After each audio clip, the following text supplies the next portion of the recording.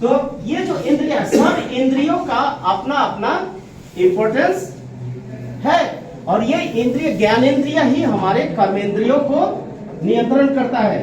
अब इस ज्ञानेंद्रिय कर्मेंद्रियों को कैसे नियंत्रण करेंगे? इसको नियंत्रण करें, मन को नियंत्रण करना होगा, और मन को नियंत्रण करने के लिए श्वास पर कंट्रोल करना होगा। किस चीज पर? श्वास को। जैसे मान लो तुम दौड़ रहे हो, दौड़ते दौड़ते अचानक पूछ दिए तुम्हारा नाम क्या है, बोलो तो मेरा नाम। ऐसा होता है कि नहीं?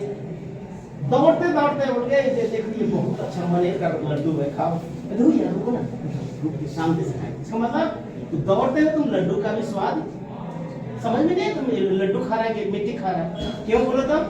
क्योंकि तुम्हारा ये शरीर तो यहाँ है, लेकिन तुम्हारा मन चंचल है, कहीं और है। इसलिए कभी ऐसा हुआ है कि परीक्षा के समय केमिस्ट्री का फॉर्मूला को याद कर रहे हो, मच्छर 10 ठो बैठ चुका है, खून चूस के एकदम मोटा हो गया पेट, मोटा समझते हो, एकदम मोटा, एक दो का तो पेटे फट गया, तुमको पता नहीं चल रहा है कि मेरा खून पी के मच्छर मोटा हो गया। लेकिन थोड़ा देर मन जब ये हुआ, नॉर्मल हुआ, तब तुमको खुजली भी होगा और खून भी दिखाई देगा। क्यों बोलो तो? क्योंकि तुम्हारा मन जो है उस विषय में एंगेज हो गया, जिस विषय के साथ तुम पढ़ रहे थे उसके साथ वो इन्वॉल्व हो गया। इसीलिए क्या है कि मन चंगा तो कटौती में गंगा। और ये जब हम दौड़ते हैं और हमारी श्वास जो है फास्ट ग्रो करता है, फास्ट चलती है, उसके साथ साथ मेरा मन भी चंचल हो जाता है। इसीलिए देखना, जितना बंदर है वो स्थिर रह नहीं सकता है, कूद फांद करते रहता है, दिन भर कूद फांद करेगा, है ना। छोटे बच्चे में भी देखना, वो चुपचाप बैठ के रह नहीं सकता है। और कुछ कुछ छात्रों में भी ऐसा गुण है, बंदर वाला गुण जो है डोमिनेंट है कि नहीं? तो अब ये बताओ इसका तरकीब क्या है, इसको कैसे नियंत्रण करें?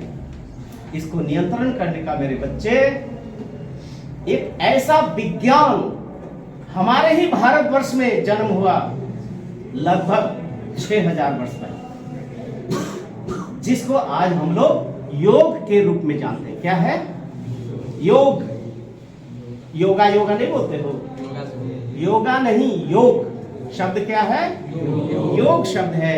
योग के अभ्यास से आप अपने इंद्रियों पर, आपके मन पर, अपने वायु पर आप नियंत्रण कर सकते हैं। अगर वो नियंत्रण होगा तो पढ़ने में लिखने में कितना समय लगेगा आपको? जो 10 घंटा पढ़ के आपको याद नहीं हो रहा है, तो देखेंगे अगर मेडिटेशन करेंगे तो 2 घंटा में आपको वो याद। और भी कंसंट्रेशन का लेवल बढ़ाएंगे तो देखेंगे 1 घंटा में 10 घंटा वाला काम आपका हो गया। आप लोग भी जब घर में करेंगे पद्मासन लगा के करेंगे।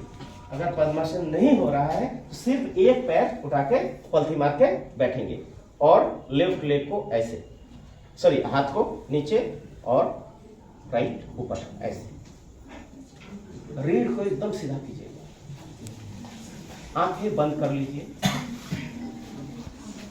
आंखें बंद करके अब जिह्वा को तालू में टच कर लीजिए। आंखें बंद, कोई आंख मत खोलिए प्लीज। इसको बोलते हैं खिचड़ी मुद्रा। ये जीभ को जो तालू में खिचड़ी मुद्रा, इसका विज्ञान बाद में बताएंगे हम क्यों। तो बैठ गए सीधा। तो सोचिए कि आप जो है इस पृथ्वी पर अकेले बैठे, इस धरती पर अकेले बैठे हुए। एक ही चीज सोचना है कि इस पृथ्वी पर अकेले बैठे हुए हैं कि अनादि अनंत परम ब्रह्म आपके चारों तरफ है।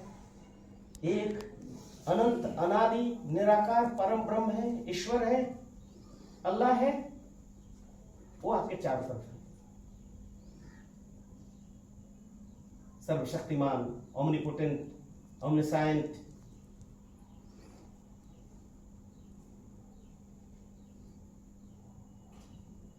आप अनादि अनंत के बीच में अकेले बैठे हुए।